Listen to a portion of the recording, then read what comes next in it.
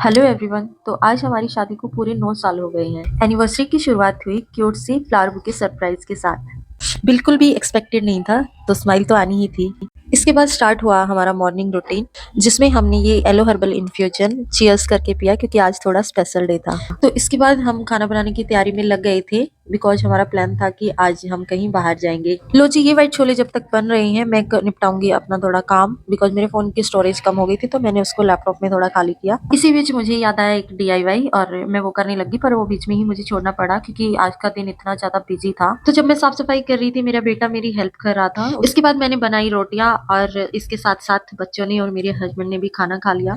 तो यहाँ पर मेरे हस्बैंड की हमेशा एक आदत है कि वो मुझे अपने हाथ से एक बाइट जरूर खिलाते हैं जब वो खाना खा रहे होते हैं, मैं जब उनको रोटी पकड़ाने जाती हूँ। बाहर जाने का प्लान हुआ कैंसिल, बिकॉज मेरे हस्बैंड को कहीं अर्जेंट में जाना पड़ा। हस्बैंड के बाहर जाने के बाद मैंने ऐना को सुलाया। उसके बाद मेरे हस्बैंड जब वापस आए तो मेरे लिए लाए मेरे फेवरेट गोलगप्पे। गोलगप्पे मेरे इतने फेवरेट हैं कि मेरा मूड कैसा भी हो, इनको देखकर मैं इतनी खुश हो जाती हूँ कि फिर सब कुछ भूल जाती हूँ। तो ये देखिए मेरा बेटा कितना ट्राई कर रहा है खाने के लिए। ये बहुत बड़ा गोलगप्पा था, इसलिए इसकी मम्मी आ ही नहीं रहा था। इसके बाद हमने सोचा कि चलो बाहर नहीं गए, कोई बात नहीं, हम घर पर ही छोटा सा सेलिब्रेशन कर लेते हैं। तो साफ सफाई मैंने कर दी थी, बस बेडशीट चेंज करनी रहती थी, वो मेरे हस्बैंड ने किया। और ये मेरे बच्चे एक दूसरे पे कितना प्यार लुटा रहे हैं, देखिए। इसके बाद हमारे घर आ गए थे गेस्ट। तो ये है हमारी मौसी जी, यानी कि मेरी ननद की सास। तो हमारे घर मेरी ननद, उसकी बेटी नंदोई जी और उनकी सास आए थे। तो रेडी होने के बाद ये था मेरा फाइनल लुक। आपको कैसा लगा कमेंट करके जरूर बताना। इसके बाद मैंने, मेरी ननद ने और मेरे हस्बैंड ने, हम तीनों ने मिलकर डिनर बनाया, और हम बाहर से कुछ स्वीट्स वगैरह भी लेके आए थे। तो डिनर रेडी होते ही सभी ने मिलकर खाना खाया। उसके बाद बारी आई केक कटिंग की, जो कि आज का स्पेशल मोमेंट था हमारे लिए। आज की चीफ गेस्ट थी मौसी जी, और उन्होंने ही आज की केक कटिंग कराई।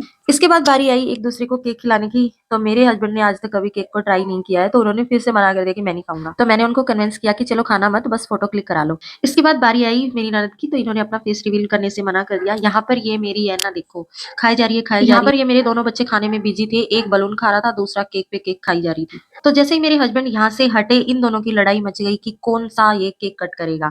अब देखते हैं कि कौन जीतता है। तो यहाँ पर मेरी नंदोई जी को बीच में आना पड़ा इन दोनों की सुलह कराने के लिए, और मेरे हस्बैंड ने इधर से केक को गायब कर दिया। ऐना को अभी केक से कोई मतलब नहीं है, ये जो नीचे पड़ा हुआ था उसी को खाने में खुश थी। और ये गिफ्ट मेरी ननद मेरे लिए लेके आई थी, बहुत प्यारा है ना। बहुत सारा एंजॉय करने के बाद अब बारी थी मेहमानों को विदा करने की। तो यहाँ पर हम खुशी खुशी एक दूसरे को बाय बोल रहे थे, और मेरे हस्बैंड भी साथ चले गए सी ऑफ करने के लिए। तो यहाँ पर मेरी ननद का मन बिल्कुल भी नहीं था जाने का।